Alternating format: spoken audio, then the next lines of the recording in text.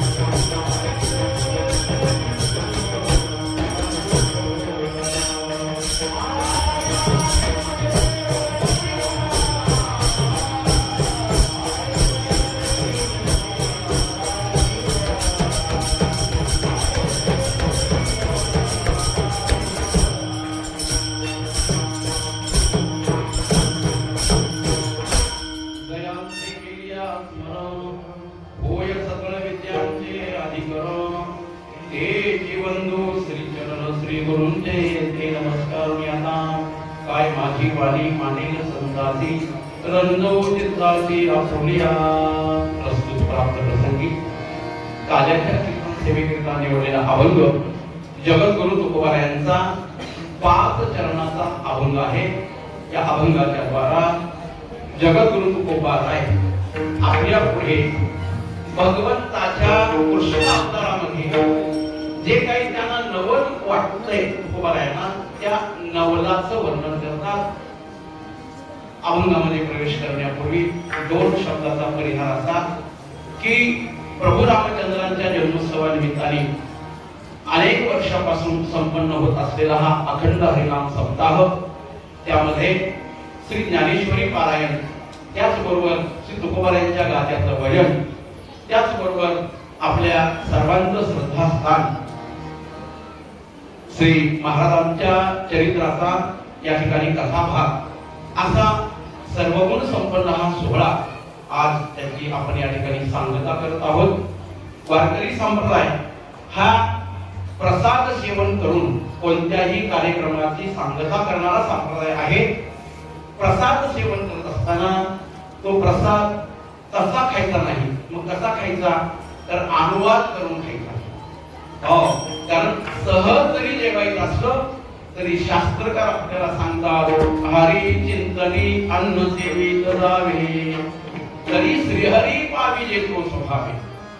साधं जेवण करायचं असेल तरी सुद्धा काय करावं, राम अनेक ग्रासोग्रासी तो जेविला उपवासी. प्रत्येक घासाला काय म्हणावं, राम राम राम राम राम. मग काय होईल, आपण खाल्लेल्या अन्नाचा यज्ञ होईल. ते जेवण होणार नाही. आणि यज्ञ झाला की तो कृष्णार्पण भगवत समर्पण करावा. काय होतं, भगवान म्हणतो मी माझं चिंतन करत करत जो अन्न सेवन करतो त्याच्या उदरामध्ये एका आगीच्या स्वरूपामध्ये थांबतो. काय नाव आहे त्या आगीचं?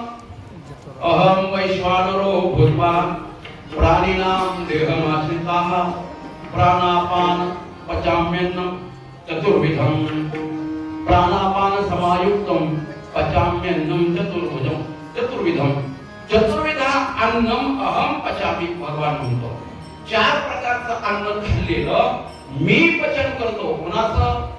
त्या भक्ताचं, त्या साधकाचं, ज्यानं हरीचं चिंतन करत करत अन्न सेवन केलेलं आहे. म्हणून मोबाईल बघत बघत जेवू नये, टीव्ही बघत बघत जेवू नये. मोबाईल बघायचं विसरत असेल तर कीर्तन लावावं, गवळण लावावी, अभंग लावावा. आणि मग आता ते व्यसनच लागले सगळ्याला. मोबाईल बघायचा, टीव्ही बघायचा. टीव्हीला अन्य मालिका बघण्यापेक्षा मग एखादी भागवत कथा लावावी आणि ती ऐकत ऐकत जेवावं. आयुर्वेदाचं म्हणणं असं आहे की जेवत असताना सगळी इंद्रिय आपला आपला रस ग्रहण करण्याकरता उतावीळ झालेली असतात. आणि आपलं जर मन ठिकाणावर नसेल तर विशुद्ध किंवा विष निर्माण करणारे रस आपल्या उदरामध्ये तयार होतात. परिणामी मग पोटशूळ म्हणा, म्हणजे पोटाचं दुखणं म्हणा, लिव्हरचे आजार म्हणा किंवा अन्य अशा प्रकारचे आजार होऊ शकतात. याच्याकरता हरिचिंतनामध्ये अन्न सेवन केलं पाहिजे. मग हा तर प्रसाद आहे. 7-8 दिवस आपण या ठिकाणी जी सेवा केलेली आहे त्या सेवेचा परिपाक म्हणून आपल्याला आज प्रसाद सेवन करायचा आहे.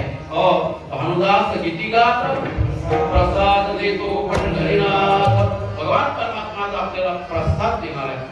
सगळ्यांना प्रसाद देणार आहे. प्रसादाचं स्वरूप काय आहे वगैरे चिंतन आपण वेळामध्ये करू. पण हा प्रसाद सेवन करत असताना काहीतरी चिंतन केलं पाहिजे. मग चिंतन कशाचं करायचं तर आपल्या साधू संतांनी आपल्याला एक चाकोरी आखून दिली. आणि ती चाकोरी अशी आहे की आजच्या दिवशी हा दिवस हा प्रेमाचा दिवस असल्या कारणाने, हा आनंदाचा दिवस असल्या कारणाने भगवंताच्या इतर अवतारामध्ये काही दुःखाचे प्रसंग आहेत. त्या दुःखाच्या प्रसंगाचं चिंतन न करताना कृष्ण चिंतन करावं, कृष्ण चरित्राचं चिंतन करावं आणि त्या भगवान परमात्म्याच्या चरित्राचा उच्चार करावा. चरित्र ते उच्चारावे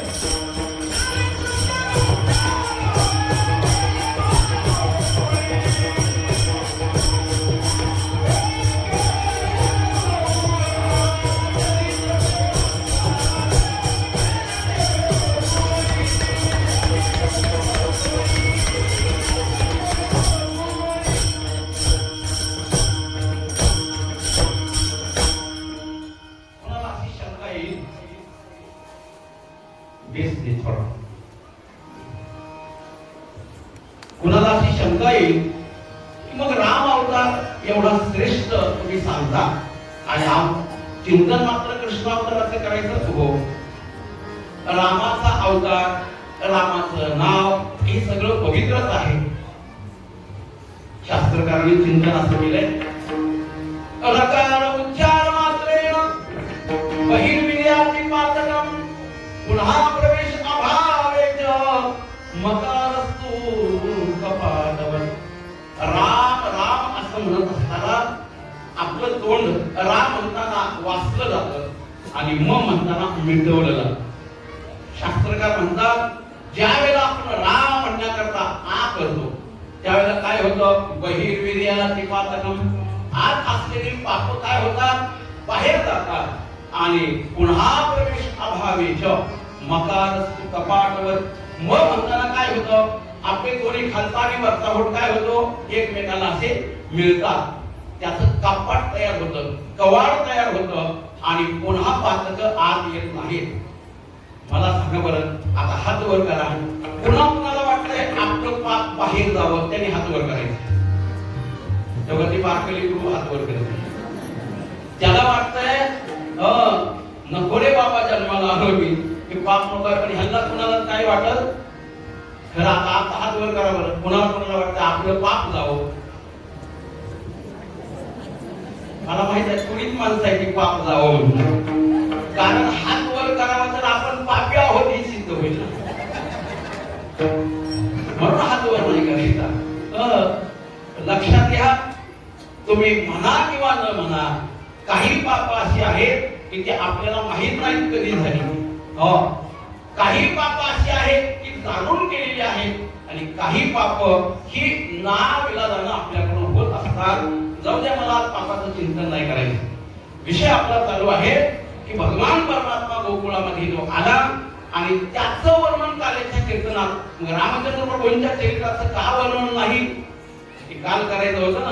काल झाला प्रभू रामचंद्रांचा जन्मोत्सव, तिथं रामाचं चिंतन करायचं.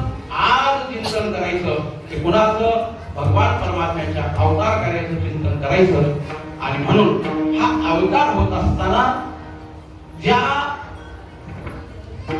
व्यवस्थेमध्ये हा अवतार झाला, तो अवतार भगवंताचा अवतार त्याच्या आई वडिलांना कैदेमध्ये घातलं होतं कंसाने, आणि त्या कैदेमधून सोडवत असताना भगवान परमात्म्याला अवतार घ्यावा लागला. अवतरती इति अवताराः, जे खाली येतात, भगवान परमात्मा खाली आला, आणि नुसता खाली आला नाही तर तो बालक स्वरूपामध्ये आला, बाळ स्वरूपामध्ये. आणि कुणाच्या घरी आला, नंदाच्या घरी आला. तुकोबारायांना या गोष्टीचं नवल वाटतंय अभंगाच्या दुसऱ्या चरणात.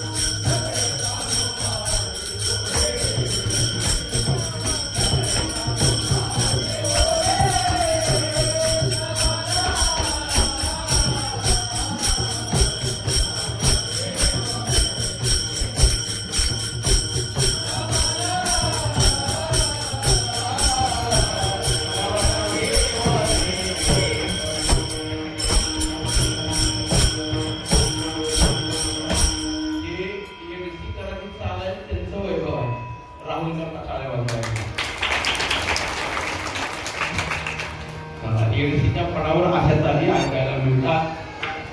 नवल केवडे केवडे नकळे कानोबाचे कोडे. कानोबाचं कोड कळत नाही. तुकोबाराय म्हणतात मला नवल वाटतंय. केवढं नवल आहे, केवढं नवल आहे. डबल बोलतात तुकोबाराय. एकदा केवढे नवल म्हणून गप बसतात तुकोबाराय ना.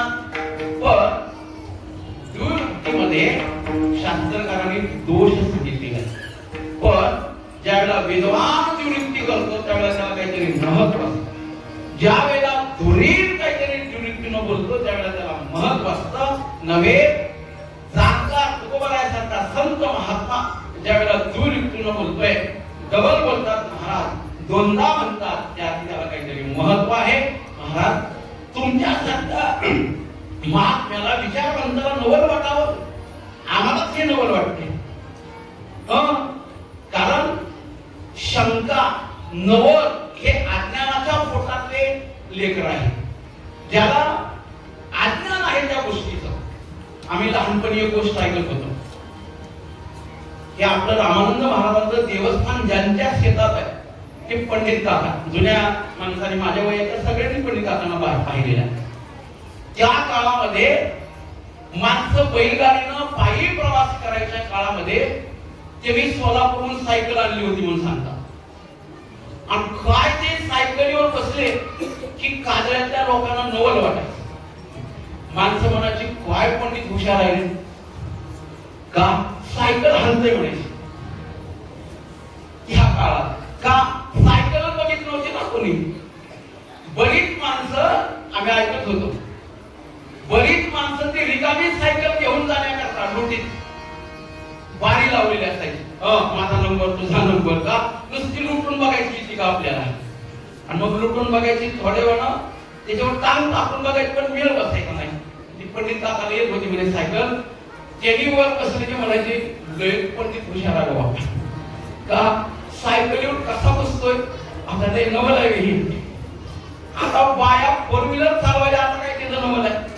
बायका विमान चालवायला आता काही नवल नाही. त्यावेळेला अज्ञान होतं त्यावेळेला नवल वाटत असतं. आणि संशय असतो त्यावेळेला एक नवल वाटतं. संशयाचं नवल कसं होतं. एखादा साधू वृत्तीनं राहणारा मनुष्य आहे गावामध्ये, साधू वृत्तीनं परिग्रह करत नाही, संग्रह करत नाही. अवघड शब्द आहेत पण ऐकून ठेवा.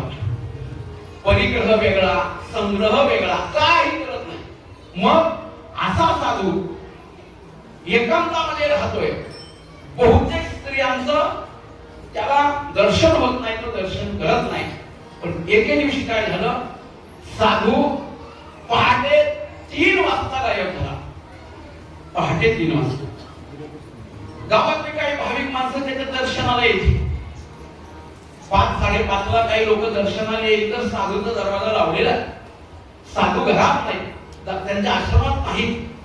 इकडं तिकडं महाराज इकडे गेले का, तिकडे गेले का, शोध सुरू झाला. साधू काही गावात नाही.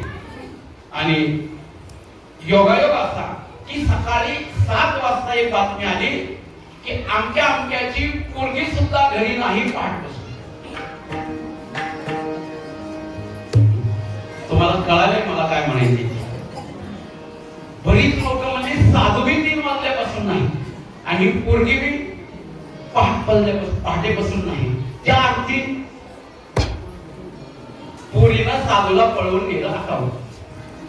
मी उलट बोलायला लागलो. संशय कशामुळे आला. दोघांनी एकच कृती केली, एकाच वेळेवर केली. आणि योगायोग असा साधू 11 वाजता परत आली. मुलगी आलीच म्हणून अजून आली नाही. निर्दोष कोण, साधू निर्दोष का. 11 वाजता परत आली. महाराज पहाटे गेला होता, कुठे गेलता. म्हणजे तेरची एकादश आहे, लवकर गेलतो उन्हापायी. आणि माझ्या वाट्याला गेले, पुन्हा दृष्टीला पडले नाही त्याच्यामुळं. आणि 11 वाजता परत आले चालत. आणि मग लक्षात आलं लोकांच्या, अरे हे तेरला गेले होते. मुलगी कुठे गेली मला माहित नाही. विठ्ठल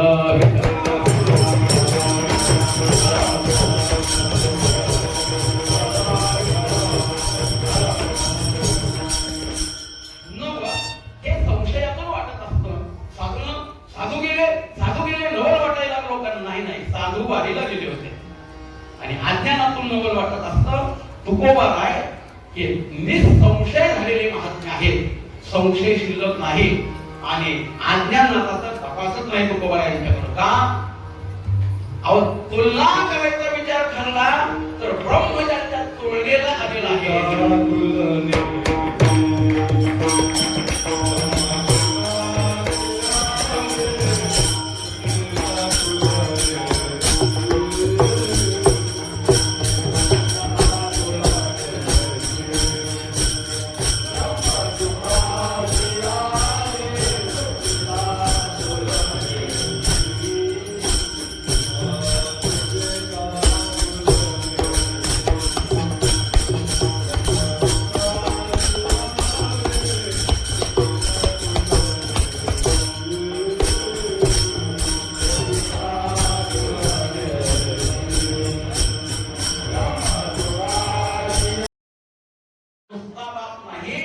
याच्या पोटामध्ये अंडी आहे, कांडी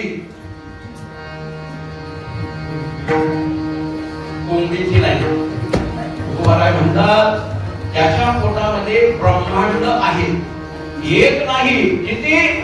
अभंगाच्या पहिल्या चरणात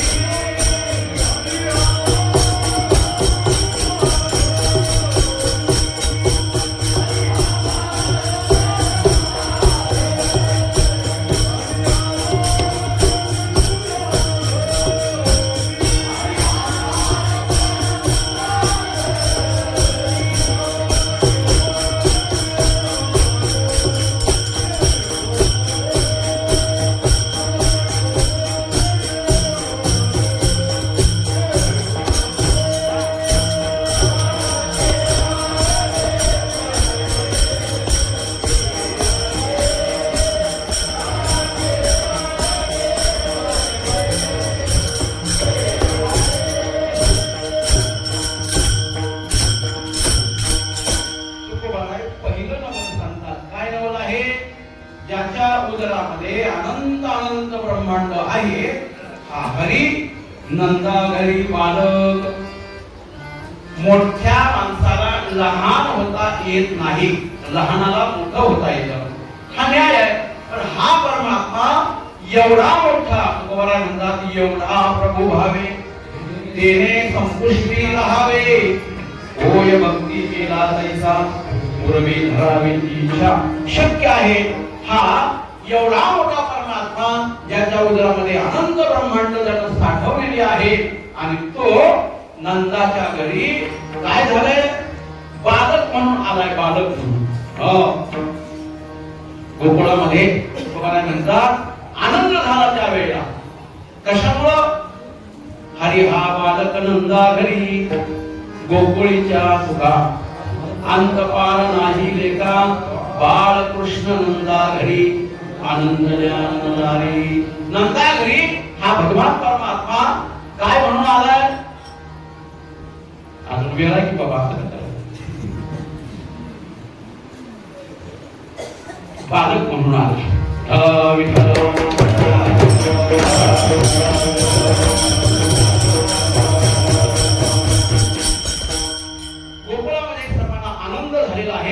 तुकोबारायांना वाटतंय देव एवढा लहान कसा झाला. लहान होण्याचे दोन अर्थ आहेत, लक्षात ठेवा. एक लहान होणं असतं ते लीनतेचं आणि एक लहान होणं असतं ते अज्ञानाचं.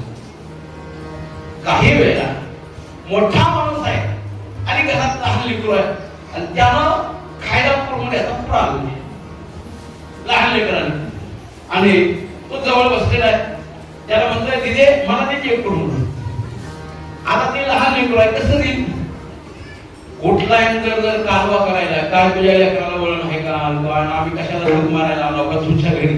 एक कुडमड देऊन त्या लेकराला शहाणपणात आहे काही बोलणं नाही ना. इतकं मागचं कुणीतरी शहाणा येऊन म्हणेल का तुम्ही कशाला लहान व्हायला? ते लहान लेकरू. इतकं लहान होतात माणसं, इतकं लहान होतात. मोठी मोठी म्हणून घेणारी शहाणी माणसं इतकं लहान होतात की त्यांची कीव येते, कीव. तुकोबाराय म्हणतात मला तसं नाही वाटलं. हा भगवान परमात्मा एवढा जगाचा बाप असलेला नव्हे, त्याच्या उदरामध्ये अनंत ब्रह्मांड आहे. तो बालक झाला हे नवल आहे, नवल. तुकोबारायला हे सात्विक नवल वाटतंय. काही माणसं म्हणली महाराज तो परमात्मा आहे, लाघवी आहे, त्याला शक्य आहे लहान होणं. पण अजून आम्हाला पट्ट्यासारखं काहीतरी सांगा की हे नवल आहे म्हणून. महाराज म्हणतात कसं आहे, ज्या परमात्म्याने अखिल पृथ्वीला अन्न पुरवठा केलेला आहे, अखिल पृथ्वीला पाणी पुरवठा केलेला आहे, अखिल त्या पृथ्वीला हवेचा पुरवठा केलेला आहे, अखिल त्या पृथ्वीला तेजाचा म्हणजे प्रकाशाचा पुरवठा केलेला आहे, त्या पृथ्वीला तृप्त करणारा परमात्मा काय करतोय? यशोदेच्या हातून काहीतरी खातोय. यशोदे घराकडे चाल, काय कर मला देऊ घाल. यशोदे घराकडे चाल.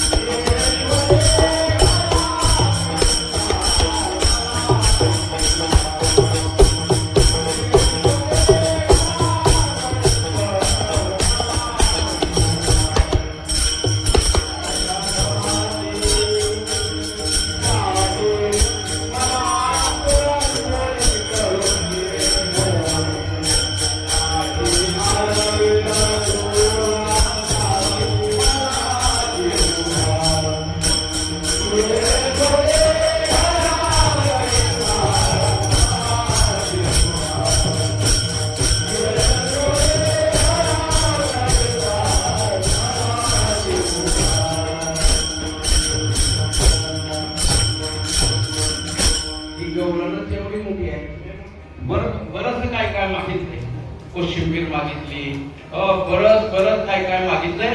सगळी गवळण म्हणायची म्हणलं तर 4 वाजता कीर्तन संपवलं.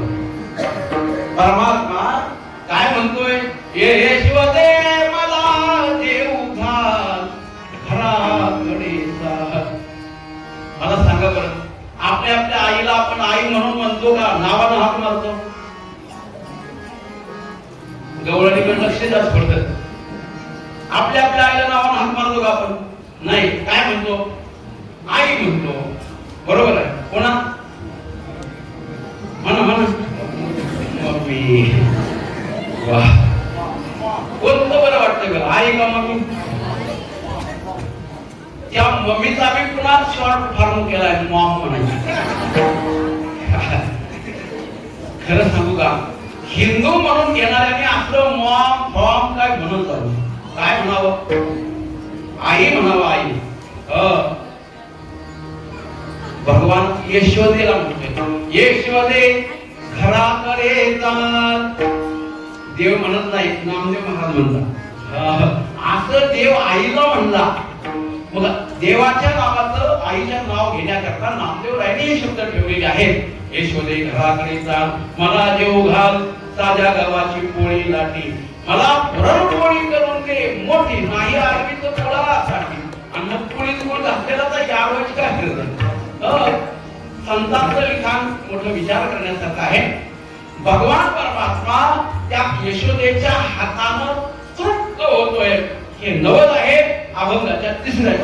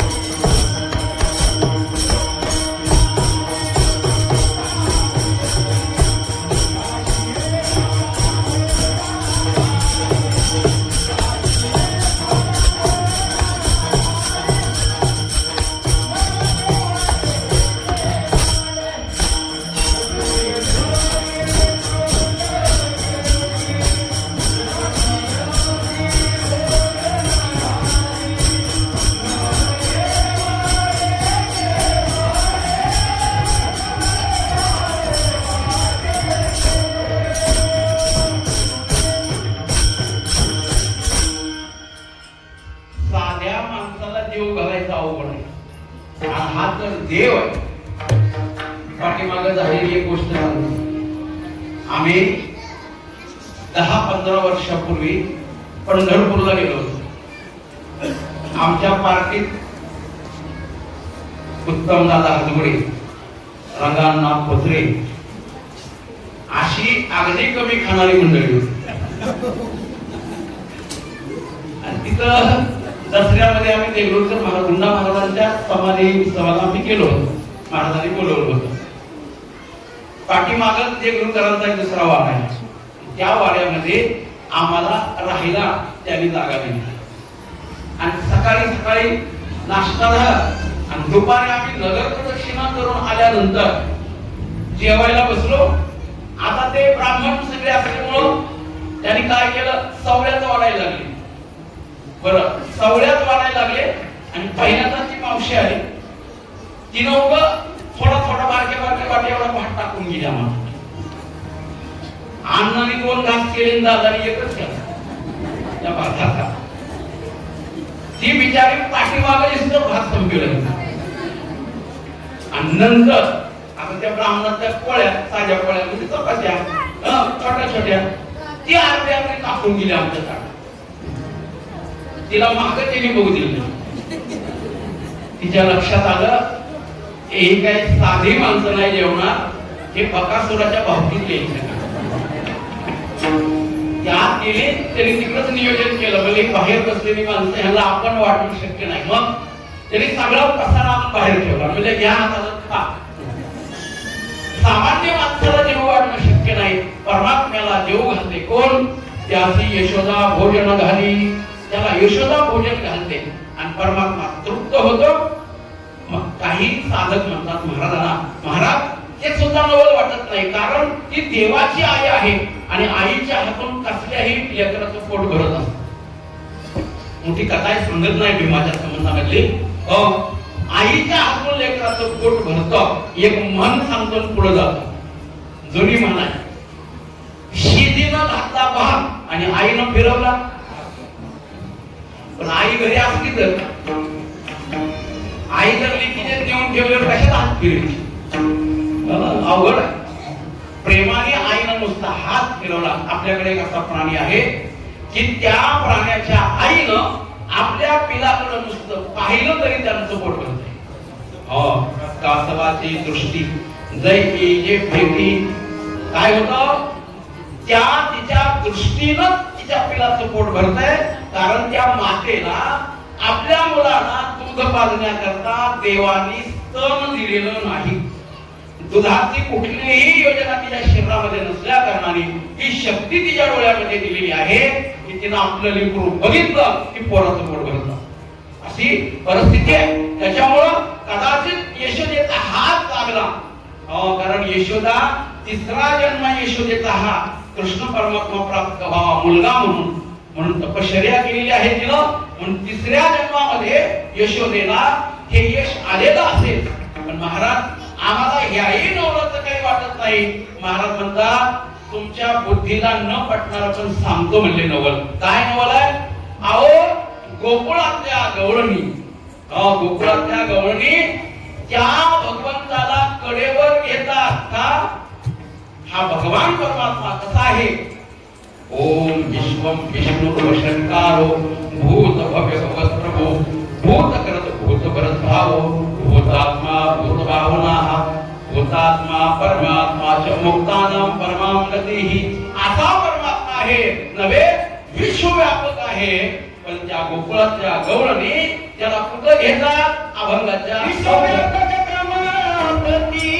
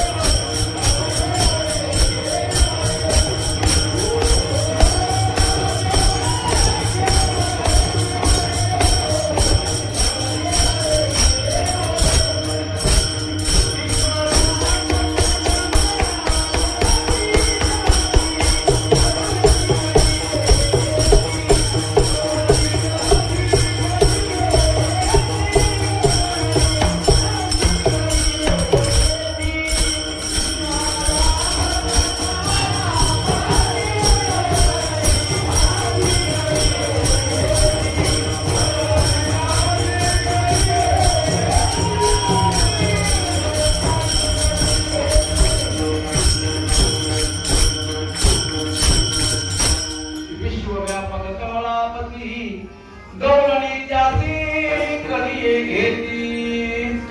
तुकोबाराय म्हणतात हे नवल नाही का, विश्वव्यापक असलेला भगवान परमात्मा त्याला गवळणी उचलून आपल्या कडेवर घेतात. कसं आहे, दोन्ही गोष्टी सांगतो मी तुम्हाला. आपल्या आवडीचा विषय असेल तर त्याचं ओझं वाटत नाही. जुनी माणसं म्हणायची जनावराला वैरणीचं ओझं होत नाही. बैलगाडीमध्ये वैरण न्यायचे ना, पसारा बी टाकून न्यायचे. हो, जुन्या काळात वैरण यायची आपल्याकडे, बैलगाडी असायची, एक बैलाची गाडी, त्याच्यात कडवत असायचा लय नव्हे. पालखी संघ जाताना पूर्वी आपण बैलगाडी नेत होतो, तर बैलाची वैरण गाडीतच असायची. माणसं म्हणायची किती वजन केले गाडी. जुनी माणसं म्हणायची वैरणीचं वजन होत का, त्याच्यावर प्रेम आहे. प्रेम आहे त्या वस्तूवर बैलाचं, त्याच्यामुळं त्याला वजन होत नाही. आता तुम्हालाच विचारतो प्रश्न, एखाद्या मावशीला जर आम्ही विचारलं वारकऱ्यांनी, आई तुझ्या अंगावर 5 किलो सोनं घालायची इच्छा आहे आमची, म्हणील ती मला वजन होत आहे? म्हणील का नाही? नाही, तिला मग नाही म्हणेल, पण आम्ही कुठून आणायचं 5 किलो? आवडीचा आहे ना, आवडीचा विषय असतो, त्याचा ओझं होत नाही. आता तात्याला पिटीची आवड आहे वाजवायची, तात्याला जर म्हणतात त्या वाहनाची व्यवस्था नाही, पिटी तेवढी घ्या गोष्टीवर गावात नाही ना का घेईल ना. आता व्यक्ती जिवंत नाही, वैकुंठवासी म्हणून आला सुरवशी. या घरातून त्या देवळातून घरला, घरातून देवळात, बिचारा डोक्यावर पेटी घेऊन जायचे ना, वजन वाटत नाही त्या गोष्टीचं. कसं यांनी लॉजिक लावलं, यांनी असं तंत्र लावलं त्या गोष्टीला, गवळणींना ओझं वाटत नव्हतं. त्याचं कारण काय, प्रेम होतं भगवंतावर. प्रेमाची वस्तू त्याचं ओझं वाटत नसतं. एखाद्या व्यक्तीला 5-6 लेकरं असली, तिला जर विचारलं एवढ्या लेकराला कशी जीव घातलीस गमाय, ती म्हणते माझं प्रेम आहे, कशी बी घातली मी जीव, काय अडचण नाही. बदलाव नाही त्यांचं. कुत्रीला किती पिढी असते, 5-10 एका कुत्रीला, आणि रस्त्यावरच तिला प्यायला चालू करते. कुत्री म्हणते का मला ओढू नका, तोडू नका, नाही 5 ती. तिला त्याचं ओझं वाटत नाही, त्रास वाटत नाही. गौरवीना भगवंताच्या कडेवर घेण्याचं ओझं वाटत नाही. भक्ती सूत्रकारांनी सांगितलं, ओझं न वाटायचं कारण आहे तो परम प्रेमास्पद आहे म्हणून ओझं वाटत नाही. आणि दुसरी गोष्ट अशी आहे, तुम्ही हे जे सगळं नवल सांगत आहात ते इतरांच्या बाबतीतलं सांगत आहात. यशोदा देऊ घालते, यशोदेच्या बाबतीतलं नवल. गौरवी कडेवर घेतात, गौरवीच्या संबंधाचं नवल आहे. अहो तुमच्या देवाचं नवल काहीतरी सांगा. तुकोबाराय म्हणले तुम्हाला नवलच सांगू का, तुमच्या अकलीच्या बाहेरचं नवल सांगतो. काय नवल आहे? नवल असं आहे की हा बाबा स्वतःला बाल ब्रह्मचारी म्हणून घेतो. कोण? कृष्ण परमात्मा. आणि प्रत्यक्षात बायका किती होते ह्याला? 16,108. इतक्या बायकांचा नवरा काय म्हणतोय? आपल्याला बाईचं तोंड सुद्धा बघायचं नाही ही म्हणतोय. हे म्हणतोय मी ब्रह्मचारी आहे. बरं, नुसत्या बायका करून बसलेला नाही, फक्त लग्नच लावले असती तर गोष्ट वेगळी होती ना. महाराजांनी विशेष शब्द ठेवलाय, भोग भोगोनी. त्या बायकांचा भोग घेतलेला आहे, भोग. आणि तरी सुद्धा काय निलाजरा मिळले देव, काय पांचट आहे. हाऊ डेअर, कळलं बरं. काय धाडस सांगितलं. एवढ्या बायका असताना हा म्हणतोय आपलं कोणाबरोबर काहीही नाही, कोणाबरोबर लग्नही झालेलं नाही. महाराज म्हणतात हे नवल नाही का? अभंगाच्या शेवट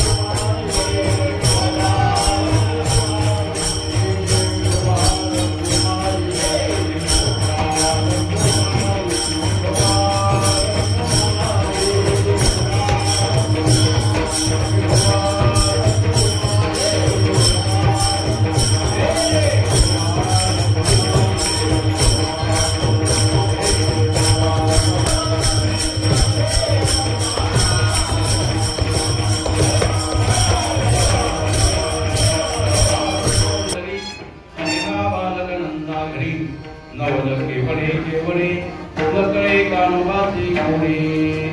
तुकोबारायासारखा महात्मा संत देवाचं कोडं कळत नाही. तो म्हणतात महाराज आम्हाला हे कोडं कळत नाही आणि नाही कळलेलंच बरं आहे. काही कोडी नाही कळलेलीच बरी आहे. कारण त्याच्यामध्ये जर कळले आपल्याला ती कोडी तर आपलं नुकसान व्हायची शक्यता आहे. काही वर्षापूर्वी काही विकृत माणसांना असं वाटलं की ज्ञानोबाराय समाधीमध्ये आहे, समाधीमध्ये आहेत तर उकरून बघावं, आहेत तर कशी बसलेली आहे उकरून बघावं. त्यांनी संघटना केली आणि ज्ञानोबारायांची समाधी उघडण्याचा प्रयत्न केला. नाही उघडता आली. त्या माणसाची 10 वर्ष श्राद्ध झाली म्हणून मरून गेली. काही गोष्टी आपल्याला माहित नाहीत त्या बऱ्या. कुणी म्हणेल सद्गुरू रामानंद महाराजांची संजीवन समाधी म्हणता, बघायची काय उघडून? बघून तर बघ काय बघायचे, शक्य नाही. काही जी रहस्य आहेत ती रहस्य तशीच राहिली बरी आहे. त्याला आपण नाश करू नये काढण्याचा. पाठीमागे वैज्ञानिकांनी प्रयत्न केला. बिग बँग नावाचं ते यंत्र तयार केलं होतं आणि अणूचा शोध लावला आणि ही सृष्टी निर्माण कशी झाली त्यावेळेला काय झालं असावं याचं संशोधन करण्याकरता आणि त्यांनी ते बिग बँग नावाचं आणि यंत्र तयार केलं होतं. 20 वर्षापूर्वीची गोष्ट असेल किमान. आणि त्यावेळेला अख्खी दुनिया घाबरून गेली होती. त्या यंत्राचा जर स्फोट झाला तर पृथ्वी नष्ट होईल एवढं प्रचंड यंत्र आणि त्यावेळेला त्यांनी तयार केलं होतं. आपल्या गावाचा एक माणूस घाबरला होता. मी नाव नाही सांगत पण मला पेपर दाखवला. मला महाराज आता आपलं जन्म 2-4 दिवसातच आहे. म्हणता म्हणजे हे बिग बँग तयार केलं, हे जर फुटलं तर कोणच लागणार नाही म्हणायला. मी म्हणलं वेड्या, अरे जेने हा जीव दिला दान, ज्याने अखिल पृथ्वीला जीवन दान केलेलं आहे तो परमात्मा असलं काय होऊ देणार नाही. कालांतराने बातमी आली ते यंत्र बंद पडलं, काही बिघडलं नाही. रहस्य शोधण्याकरता काही ठिकाणं अशी आहेत. अजून एक रहस्य आहे जगामध्ये, बर्मुडा ट्रायंगल म्हणतात. ज्याच्या हद्दीमध्ये विमान गेलं की ती परत येत नाही. त्याचं काय होतं बघायला जाणाराही परत येत नाही, अशी अवस्था आहे. म्हणून निसर्गाची काही रहस्य आहेत आणि ती रहस्य उलगडायचा प्रयत्न करू नये. तसं भगवान परमात्मा यशोदेच्या हातून जेवण करतोय एवढं मान्य करा. कसं काय मी यशोदा होऊ का? नाही जमणार आपल्याला, शक्य नाही. ते रहस्य आहे, ते रहस्य राहू द्या. गवळणी कडिया घेतली, रहस्य आहे, रहस्य राहू द्या. त्याच्या मुळाला जाण्याचा प्रयत्न करू नका. तुकोबाराय म्हणतात, तुका म्हणे नटधारी भोग भोगो नि ब्रह्मचारी. हा भोग भोगतोय पण ब्रह्मचारी राहतोय. आणि मग तुकोबाराय तुम्ही हे जे सांगत आहात आम्हाला काय उपयोग आहे का? उपयोग आहे. काय उपयोग आहे? तुम्हीही असं राहू शकता. पद्मपत्र मीमांसा गीता सांगते. संसारामध्ये भगवान परमात्म्याचा एवढा आदर्श घेण्यासारखा आहे की संसारामध्ये असावं, संसारी असावे, असोने नसावे. त्याला तुकोबारायांनी उदाहरण दिलंय. पक्षी अंगणी उतरती एका कुंतोनिया राहती, तैसे असावे संसारी जोवरी प्राचीनाची दोरी. तसं संसारामध्ये असावं. भगवान परमात्म्याने सगळ्या भोगाचा स्वीकार केला पण त्या भोगाचा कर्ता मी आहे एवढी गोष्ट वगळली. म्हणून भोग भोगोनी ब्रह्मचारी. एखाद्या भोगाचा कर्माचा जर आपण स्वीकार नाही केला, मी करता मी भोगता असं नाही म्हणलं तर तो भोग आपल्याला गुंतवू शकत नाही. त्या भोगाचा आपल्यावर परिणाम होत नाही. म्हणून शास्त्रामध्ये अशी काही वचनं आहेत. त्वमेव कर्मं देवा तुभ्यमपि समर्पयामि. हे तुझं कर्म आहे. तुकोबाराय म्हणतात तुझा केलेला आम्ही भक्तीचा जो सगळा प्रकार आहे तो आम्ही काय केला? तुझ्याच माझे समर्पण केला. ज्ञानोबाराय म्हणतात किंबहुना तुमचे केले धर्म कीर्तन सिद्धी सनेले हे समाजे जी उरले पायी गपन. ज्ञानेश्वरी मी लिहिली, हा ग्रंथ मी केला, याचं माझ्याकडे मोठेपण नाही. लहानपणा घेणं भगवान म्हणतो नमाम कर्माणि लिंपन्ति नमे कर्म फले स्पृहा इति योमाम अभिजानन्ति कर्म भीर न सबध्यते. हे मनोजी स्तव झाले परी मी नाही केले आईसे जेणे जाणितले तो सुटला गाठना मला म्हणतात. कुठलंही कर्म करा पण कर्माची आसक्ती कर्माचं कर्तव्य आणि कर्मफलाचा भोग याचा त्याग केला की ते कर्म आपल्याला बाधत नाही. भगवान असंच करतो काही केलं तरी म्हणतो नमाम कर्माने लिंपन्ति मी ते कर्म करत नाही मला ते लिप्त होऊ शकत नाही. महाराज म्हणतात हा नटधारी आहे पण स्वतःला ब्रह्मचारी म्हणून घेतो. कृष्ण चरित्रामध्ये आलेली कथा आहे सर्वांना माहित आहे पण सांगतो या कथेच्या अनुषंगाने. एकदा दुर्वास ऋषी आणि यमुनेच्या काठावर पलीकडून आले. यमुनेला पाणी असल्यामुळं अलीकडे आले नाही पलीकडे बसले आणि पलीकडे बसून त्यांनी निरोप दिला की मला जेवायला पाठवा. गोकुळामध्ये निरोप आला. आल्यानंतर कृष्ण परमात्म्याने काही बायका जमा केल्या. म्हणजे पलीकडे दुर्वास ऋषी आलेले आहेत काय करा त्यांना जेवण द्या नेऊन. बायकांनी स्वयंपाक केला घेऊन गेल्या आणि गेल्यानंतर बघताय तर यमुनेला पाणी आहे पूर आहे. पलीकडे कसं जावं जाता येत नाही. परत आल्या भगवंताला सांगितलं देवा पलीकडे जायचंय पण नदीला पाणी आहे कसं जावं.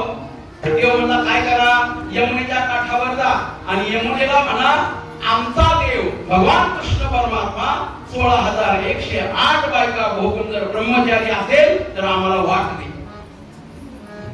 गेल्या बाया ऐकलं देवाचं गेल्या यमुनेला विनंती केली यमुना माय आमचा देव जर इतक्या बायका भोगून ब्रह्मचारी असेल तर आम्हाला वाट दे. यमुना 2 भागामध्ये झाली. मधून वाट निर्माण झाली पाण्यातून. बाया म्हणल्या काय कमाल आहे नद्या व्यासला भरायच्या कसं कळालं एवढा लबाड देव आहे. नदीनं वाट दिली पलीकडे गेल्या.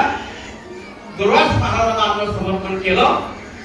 दुर्वास महाराजांचं वैशिष्ट्य आहे ते 10,000 माणसाचं अन्न एकटं खात होते एकटेच खात होते.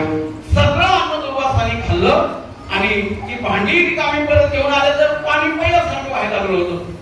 पुन्हा दुर्वास महाराजांच्याकडे गेले महाराज नदीचं पाणी वाढलंय आम्ही पलीकडे कसं जावं. दुर्वास म्हणजे आलताव कसं अलीकडे त्या म्हणजे आलताव असं देवानी शपथ घालायला लावली आमचा देव जर एवढ्या बायका भोगून 16,108 ब्रह्मचारी असेल तर वाटते म्हणलं होतं. मग वाटली यमुनेनं.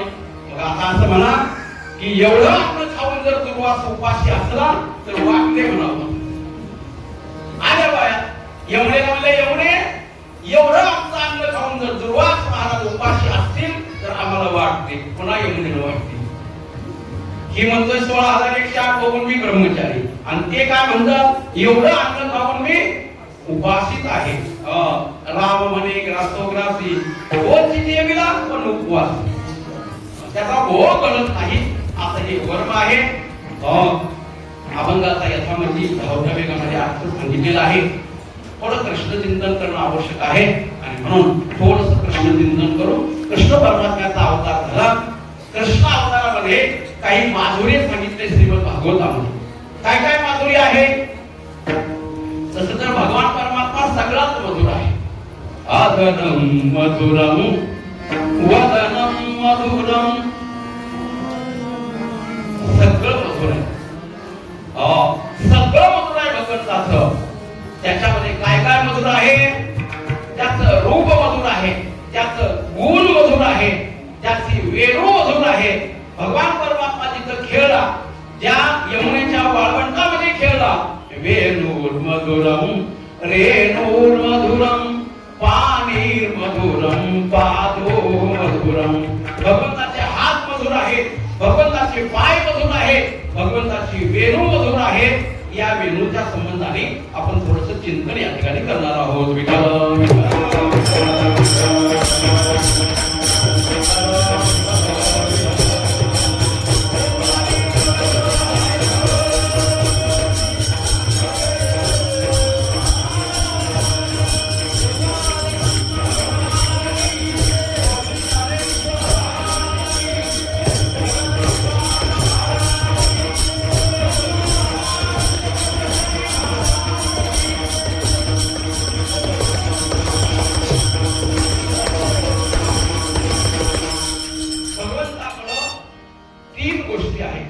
कोणत्या?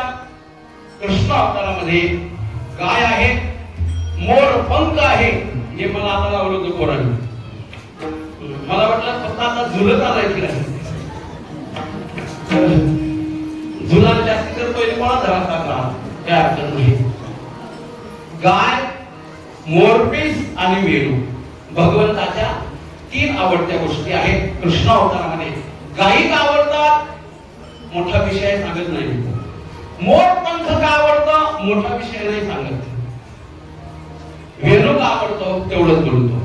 वेणू आवडतो याच्याकरता भगवंताला वेणू आवडायचं कारण आहे, एकदा गोकुळातल्या सगळ्या गवळणींनी आणि त्याच्यात राधेनं चौथी मत्सर चालू केला. कुणाबरोबर? वेणू बरोबर. वेणू कळायला नाही कळालं. पावा पावा भगवंत वाचित नव्हते. याचा पाय करून देवडा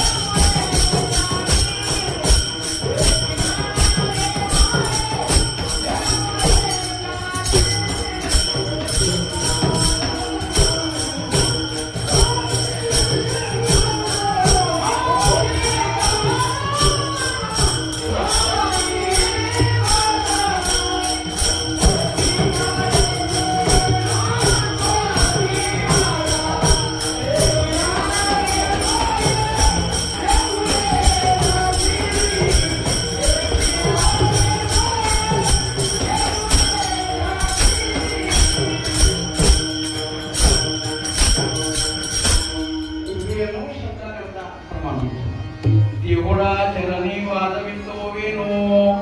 वेणू म्हणजे त्याला पावा म्हणतात. पवा नाही. आपल्याकडे पवा म्हणायची सवय आहे. पवा नाही, पावा. आधुनिक त्याला शब्द आहे बासरी. काय म्हणतात? बासरी म्हणतात. ही बासरी आपल्याकडे आता स्टीलच्या बासरी आलेल्या आहेत, पण भगवंताकडे जो वेणू आहे, बासरी पावा आहे, तो कसा आहे? वेणूचा आहे. आणि तो वेणू त्याला संस्कृतामध्ये नाव आहे वंश. काय म्हणतात? वंश. आणि वंश शब्दाला इकारांत प्रत्यय लावून वंशी असा शब्द बनला. उत्तर भारतातली भाषा जी आहे व्रज भाषा, तिथं व शब्दाला ब म्हणायची पद्धत आहे. बजरंग शब्द कसा आला? मारुतीला बजरंग बली की जे आपण म्हणतो, हा बजरंग शब्द नाही, तो वज्र अंग शब्द आहे. काय शब्द आहे खरा? मारुतीला कसे आहेत? वज्र अंगाचे आहेत. उत्तर हिंदुस्थानामध्ये व अक्षराचा ब करायची पद्धत आहे, म्हणून बजरंग बली की जय, वज्र अंग बली की जय असा शब्द आहे खरा. बलवान आहेत आणि वज्र अंगी आहेत मारुतीला. पण त्या वचं ब झालं तसं त्या वंशीचं वंशी झालं. काय झालं? वंशी झालेलं आहे. असा शब्द आहे. खरा शब्द वंशी आहे. आणि ही वंशी म्हणजे कोण आहे? तर भक्तिशास्त्र करणाऱ्यांनी, भक्तिशास्त्राच्या आचार्यांनी सांगितलेलं आहे, रुद्रोस्तु भगवान वंशः, की वंशी जी आहे, वेणू आहे, तो कोण आहे? तर रुद्र म्हणजे भगवान परमात्मा शंकर. हे वंश म्हणजे वेणू झालेले आहेत. वेणू म्हणून ज्यांच्या ज्यांच्या शेतामध्ये वेणूचं बन उगवतं आपोआप काही वेळेला, तर समजावं त्याला भगवान शंकर परमात्मा प्रसन्न आहे. भगवान शंकरांचं वास्तव्य तिथं आहे. कारण श्रीमद भागवतामध्ये धुंधुकारीची कथा आहे. धुंधुकारी आणि गोकर्ण गोकर्णाने आपल्या भावाचा धुंदुकारीचा उद्धार व्हावा याच्याकरता आपल्या गावामध्ये म्हणजे त्यांच्या गावामध्ये श्रीमद भागवत कथा केली आणि भागवत कथा करत असताना त्या भागवत कथेमध्ये एक 7 गाठीचा वेळू आणून ठेवला. 7 गाठीचा, ज्याला 7 गाठी आहेत असा वेळू आणून ठेवला आणि पहिल्या दिवसाची कथा झाली की पहिली गाठ फुटली त्या वेळूची. दुसऱ्या दिवसाची कथा झाली की दुसरी गाठ फुटली. अशा 7 दिवसाच्या कथेमध्ये 7 गाठी फुटल्या. तो धुंदुकारी प्रेत योनीमध्ये असलेला त्या वेळूमध्ये येऊन बसला होता. त्या वेळूमध्ये 7 गाठी 7 दिवसामध्ये फुटल्या आणि तो धुंदुकारी मुक्त होऊन गेला. एका भागवत कथेमध्ये भावानी भावाकरता केलेली पहिली भागवत कथा उत्तर भारतामध्ये ती त्या ठिकाणी घडलेली आहे आणि त्या धुंदुकारीचा त्या ठिकाणी उद्धार झाला. हा वेळू आतून कसा असतो? गाठी असतात त्याला वेळूला. अशीच काही माणसं असतात तशी वा शब्दाने उत्तर दिलं. कसल्या गाठीची? आतल्या गाठीची माणसं असतात. मग अशा आतल्या गाठीची माणसं भगवान त्यांना जवळ करत नाही. कोणाला करतो? ज्यांनी आपल्या मधल्या गाठी काय केलेल्या आहेत? संदेहाची सुटली गाठी धारो पोटी शीतळ. या गाठी कशा आहेत? संशयाच्या, अज्ञानाच्या, विकाराच्या गाठी आहेत. या गाठी या वेळून काय केलेलं आहे? या गाठी संपवलेल्या आहेत. राधा या वेणूचा, बंशीचा, वंशीचा द्वेष करू लागले. हे बायकामध्ये चालत असतं. आता भजनी मंडळ बरीच आहेत बायकाची. एखाद्या मावशीला जर पीटी मास्तरनं चाल काढून दिली, पीटी मास्तर मेलाच मावशी. त्या तिला चाल काढून म्हणतात. काय का म्हणतील बाया सांगता येत नाही. अवघड गोष्ट आहे. कशाचाही वस्त्र करतात बायका एकमेकीचा. भक्ती शास्त्रामध्ये मत्सराला जागा नाही. परमात्म्याच्या लक्षात आलं त्या सगळ्या बाया मिळून त्या गोकुळाच्या त्या वंशीचा द्वेष करत आहेत आणि भगवंताला आपल्या भक्ताचा द्वेष केलेला खपत नाही. मग राग येतो देवा. तुकोबाराय म्हणतात, तुका म्हणे नेघे शेवा. गोकुळातल्या बायका राधेसहित या वंशीचा अत्यंत द्वेष करत आहेत असं लक्षात आलं आणि त्या वंशीला म्हणजे त्या वेणूला भगवंतानी ह्यांना बुद्धी दिली. त्या वेणूला प्रश्न विचारावा. प्रश्न विचारला राधेला वेणूला म्हणजे बासरी वंशी, तुला एवढं कसं काय भगवान परमात्मा जवळ करतो? बरं जवळच करतोय असं नाही, तुझी सारखीच कॉपी घेतोय. वेणू कशाला वाजवतात? मोठाने वाजवतात. सारखं तुझ्या पप्पे घेतो म्हणजे काय त्याला अक्कलीचा पत्ता आहे का देवाला? वेणूनं सांगितलं भगवान त्यांना आपल्या मुखामध्ये ठेवतो. कुणाला? जे आतून रिकामे झालेले. वेणू आतून रिकामे झालेले. काय केलं? तुका म्हणे देह बलिला विठ्ठले काम क्रोधे केले घर तुका म्हणे देह. ती वंशी बोलू लागली, बायानो मी भगवंताची लाडकी आवडती होण्याकरता काय करून घेतले माहित आहे का तुम्हाला? आतून जाणून घेतले स्वतःला. ती वंशी तो पावा तयार करत असताना काय करतात? त्या वेळूच्या गाठी संपण्याकरता त्याला भुरळून घेतात. कशाने? लाल सळई करून त्याच्यामध्ये खुपसतात आणि त्याला आत बाहेर करून त्या गाठी जाळून टाकतात. ती वंशी म्हणते मी स्वतःला जाळून घेतलंय भगवंता करता. नुसतं जाळून घेतलं नाही तर 7 ठिकाणी अंगाला भोग पाडून घेतली आहे. किती ठिकाणी? सा रे ग म प ध नि सा. 7 छिद्र माझ्या अंगाला पाडून घेतलेली आहेत. उगनाई देवाची आवडती झाली. माणसाला थोडं काय तर बोललं तर माणसं देवळात यायचं बंद करतात, भजनात यायचं बंद कर. स्वरात मन म्हणलं की बिघडलं, तालात मन म्हणलं की बिघडलं, गप्पस म्हणलं की बिघडलं, माग मन म्हणलं की बिघडलं. लक्षात घ्या, असल्यानं बिघडत आपल्या अंगाला जो क्षती पोचून घेतो, जो आपल्या शरीराला त्रास करून घेतो, भगवान त्याला जवळ करतो. वंशीनं सांगितलं, मी हातून रिकामी झाल्यामुळं मी देवाची आवडते. मी माझ्या अंगाला दुःख करून घेतलं, 7 ठिकाणी मी छेद करून घेतला, म्हणून मी प्रिय आहे. अशी ही वंशी त्या गोकुळातल्या गवळणीला वेळ लावते. किती वेळ लावते? भुलविले भुलविले भुलविले वेणुनादे, भुलविले भुलविले भुलविले वेणुनादे.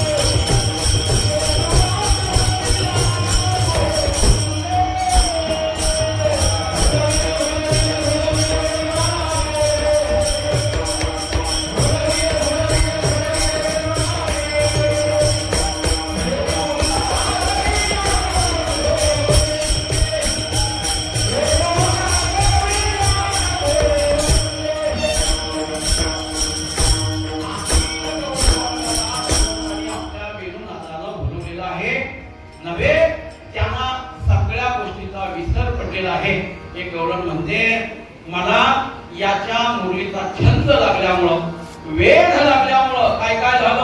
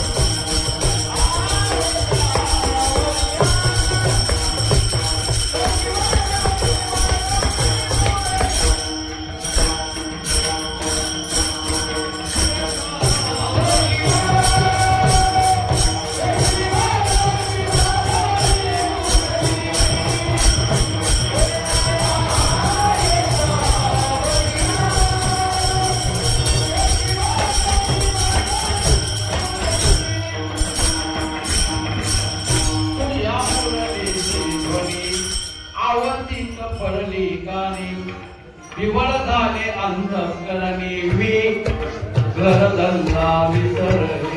परिणाम काय झाला? घर विसरले, धंदा विसरले. याचा अर्थ असा आहे, घर म्हणजे शरीर आणि धंदा म्हणजे कर्म विसरले. वेणूचा परिणाम हा आहे. म्हणून ज्यांच्याकडे मोबाईल आहे त्यांनी सकाळी फ्लूट म्युझिक लावत जावं आपल्या मोबाईलवर आणि मेडिटेशनचा ध्वनी लावलेला असतो तो ऐकत जा. मेंदूमध्ये असलेल्या निगेटिव्ह विचाराला संपवण्याची क्रिया तो वेणू करतो. आपल्या भारतामध्ये पंडित राकेश चौरसिया वगैरे खूप वेणू वादक आहेत, बासरी वादक आहेत, अत्यंत सुंदर, खूप गोड वेणू वाजवतात. जणू काही ते भगवंताच्या अंशावतार असावे असं वाटतंय, इतकं गोड वाजवतात. ऐकत जा सकाळी. किंवा टीव्हीला जर एखादं चॅनल असेल संगीताचं तर त्याच्यावर हे म्युझिक लावत जा, ऐकत जा. मेडिटेशनचं म्युझिक सकाळी ऐकत जा. ह्या दोन्हीमध्ये वेणूच्या एवढी शक्ती आहे. वेद लागला गोकुळातल्या गौरणीला आणि नुसता वेद लागला नाही, त्या एकमेकींना प्रश्न विचारतात. वृंदावनी वेणू वेणू वृंदावनी वेणू कवनाचा माले वाले वेणू कवनाचा माले वाले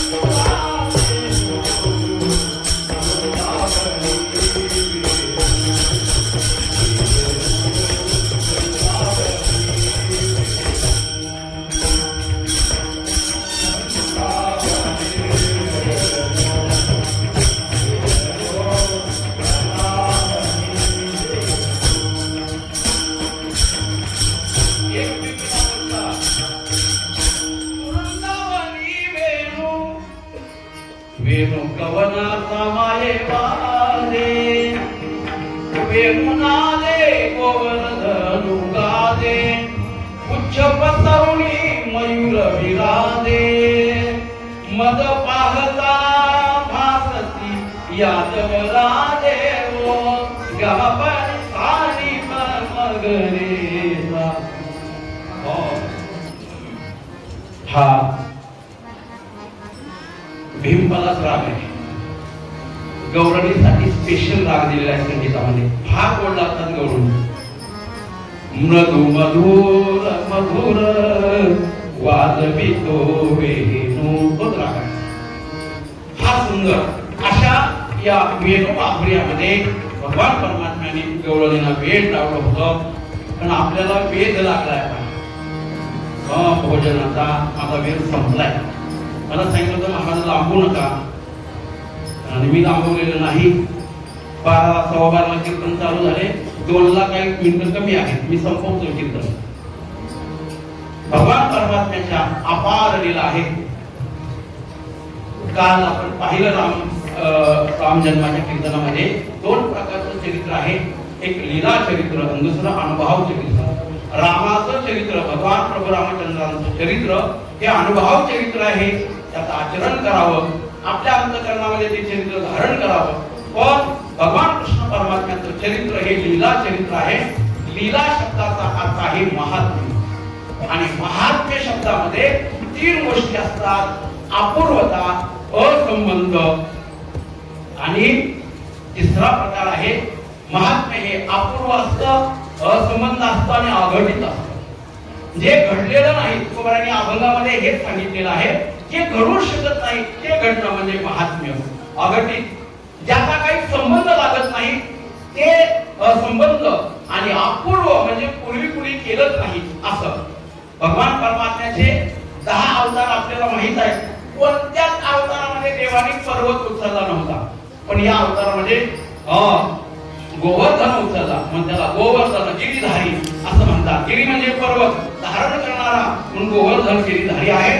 असा परमात्मा अनंत लीला केल्या, आणि एक लीला भगवंताने केली गोकुळामध्ये नव्हे, ती वृंदावनामध्ये केली। वृंदावनामध्ये भगवंताने काला केला। काला शब्दाचा अर्थ आहे एकत्र येणं, सगळ्यांना एकत्र करणं, हा काला शब्दाचा अर्थ आहे। स्थूल मनानं काल्याला दही आणि लाही एकत्र करणं, कारण दही हे स्नेहाचं प्रेमाचं प्रतीक आहे, आणि लाही हे त्यागाचं प्रतीक आहे। पांढरा रंग हा कशाचं प्रतीक आहे? त्यागाचं प्रतीक आहे। भगवा रंग वैराग्याचं प्रतीक आहे, त्यागाचं नाही। ज्यांना भगवा धारण करायचं त्यांनी वैराग्य धारण केलं पाहिजे, म्हणजे तुम्ही एक टाइम जेवलं पाहिजे। भगवा कोण जगांना नाही, माझा नाही, आज उसना घेतलेला आहे। भगवा ज्यांना वापरायचा आहे, भगवा शब्दाचा अर्थ पाठीमागं सांगण्यात आलेला आहे। भगवा म्हणजे बहिरहित, गर्वरहित आणि वासनारहित, त्याला काय म्हणायचं? भगवा। असा भगवा रंग धारण करणं हे वैराग्याचं प्रतीक आहे, आणि पांढरा रंग हा त्यागाचं प्रतीक आहे। आपल्या राष्ट्रीय ध्वजामध्ये एक पांढरा रंगाचा पट्टा आहे, कशाचा आहे तो? त्यागाचा। देशासाठी प्राण समर्पण करावं, बलिदान करावं, याच्याकरता तो पांढरा पट्टा आलेला आहे। आणि पांढऱ्या रंगाचा दुसरा एक अर्थ आहे शरणागती। युद्धामध्ये ज्या वेळेला एखादा सैनिक शरणागती त्याला पत्करायची असेल तर पांढरा ध्वज त्याला उभा करावा, म्हणजे हा शरण आलेला आहे, याला युद्ध करायचं बंद केलेलं आहे असा त्याचा अर्थ आहे। म्हणून हा पांढरा रंग आहे, ही दही आणि लाही एकत्र करावी आणि त्याचा आस्वाद घ्यावा। हा स्थूल काला आहे, पण खरा काला कोणता आहे? आध्यात्मिक काला म्हणजे ज्ञानशास्त्राचा। भक्ती शास्त्राचा काला कोणता आहे?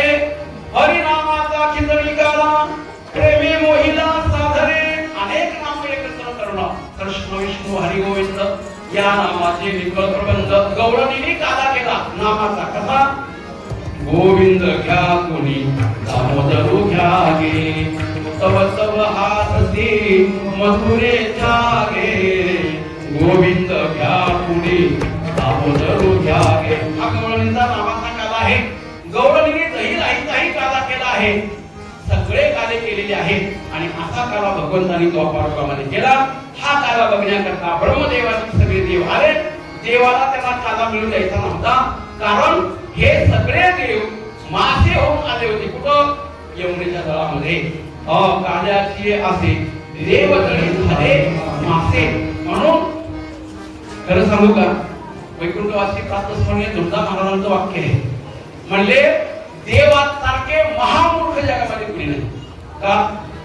काला खाण्याकरता वारकरी व्हावं लागतं, एवढी साधी आपलं त्यांना झाली नाही। म्हणजे मासे झाले मासे, पण वारकरी झाले नाही। खरंच बिनागले आहेत देव, वारकरी झाले असते तर तुका म्हणे काला, आणि एक काही भाविकाला प्राप्त होतो काला। म्हणून भाविक असलं पाहिजे, वारकरी असलं पाहिजे, हिंदू असलं पाहिजे, धार्मिक धर्मावर आपला विश्वास असले पाहिजे, निष्ठा असली पाहिजे, अशाला हा काला प्राप्त होतो। असा काला भगवंतानी गोकुळा वृंदावनामध्ये केला। द्वापार युगाच्या ठिकाणी तोच काला पहिल्यांदा ज्ञानोबारायांनी कुठे केला? वाळवंटामध्ये। माझा ज्ञान राजा गोपाळाची लायावाडी, एक चिताळी झाली, एक चिताळी झाली, चंद्रभागे वाळवंटी, माझा ज्ञान राजा गोपाळा शिलाची हा काला सरोवराने केला, आपणही करत आहोत. तुकोबराय म्हणतात, आजी ओ सामनावती काला पहावया येती, देव विसरती देह भावापला. असा प्रिय काला, पवित्र काला आपण आज संपन्न केलेला आहे. काल्याच्या प्रसादाने या सप्ताहाची सांगत आहोत असते असा काला, आणि त्या काल्याकरता घेतलेला हा अभंग यथामती यथावकाश त्याला थोडासा न्याय द्यायचा प्रयत्न केला. आणि एकच लीला भगवंताची कोणती, वेणुवादन ही लीला आहे.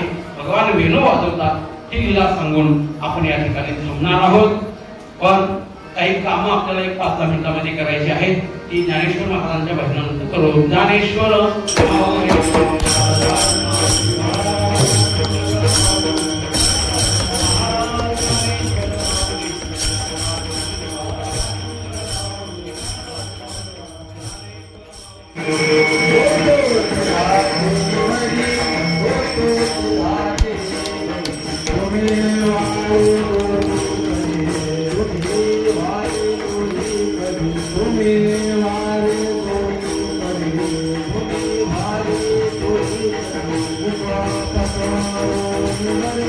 Thank you.